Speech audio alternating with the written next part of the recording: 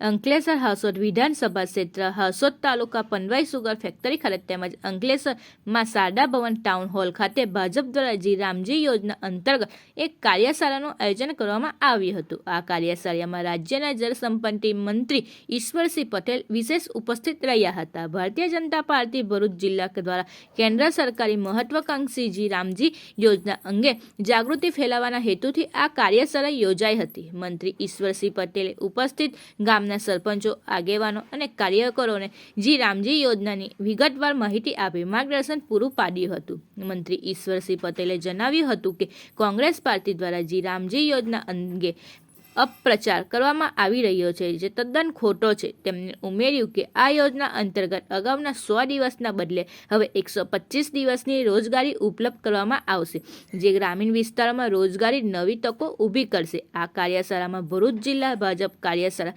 In charge Bhupendrasinh, Hansot તાલુકા ભાજપ પ્રમુખ અનંત પટેલ સહિત અનેક ભાજપ આગેવાનો અને કાર્યકરો હાજર રહ્યા હતા। તો અંકલેશ્વર ખાતે મંત્રી ઈશ્વરસિંહ પટેલ ઉપરાંત ધારાસભ્ય રમેશ મિસ્ત્રી, શહેર ભાજપ પ્રમુખ ધર્મેન્દ્ર પુષ્કરના, તાલુકા ભાજપ પ્રમુખ ચંદ્રેશ પટેલ, એપીએમસી ચેરમેન મુકેશ પટેલ સહિત અંકલેશ્વર હાંસોદ તાલુકા ભાજપ હોદ્દેદારો અને કાર્યકરો તેમજ અગ્રણીઓ ઉપસ્થિત રહ્યા હતા।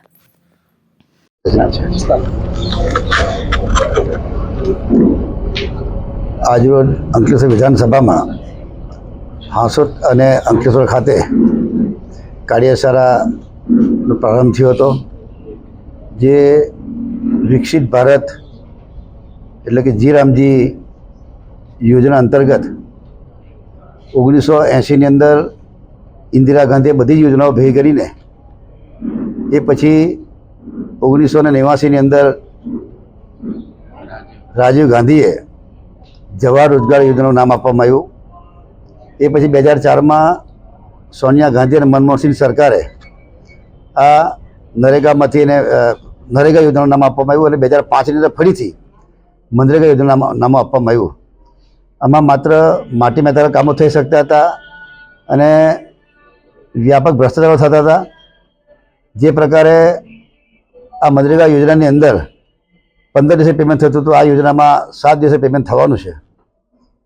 જે પ્રકારે મનરેગા યોજનામાં 100 દિવસનું વેતન મળતું હતું, આ યોજનામાં 125 દિવસનું વેતન પ્લસ 60 દિવસ રાજ્ય સરકાર જે વિસ્તારમાં પાકનો રોપણી કરવાની હોય, વાવણી કરવાની હોય અને જ્યારે લણણી કરવાની હોય ત્યારે 60 દિવસથી વધારેની રોજગારી, એટલે કુલ 185 દિવસની રોજગારી આ જી રામજી અધિનિયમ અંતર્ગત પ્રાપ્ત થવાની છે।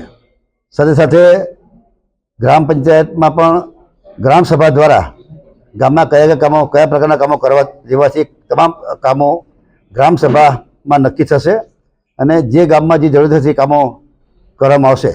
ત્યારે આજે મોટી સંખ્યામાં અંકલેશ્વર અને હાંસોદ બંને તાલુકાની અંદર ખૂબ મોટી સંખ્યામાં કાર્યકર્તાઓ આ કાર્યશાળામાં હાજરી આપી હતી। એ તમામને અભિનંદન પાઠવું છું અને છેવાડાના વ્યક્તિ સુધી આ યોજનાના જે લાભો છે, લાભોની જે વાટો છે પહોંચે એ પ્રકારની કામગીરી થઈ રહી છે।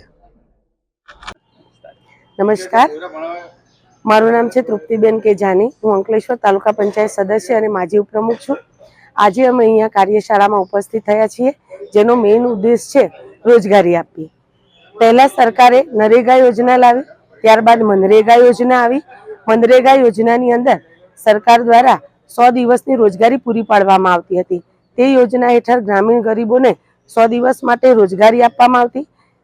ત્યારબાદ એમને જો રોજગારી ન આપવામાં આવે તો બેકારી ભથ્થું પણ સરકાર દ્વારા આપવામાં આવતું હતું।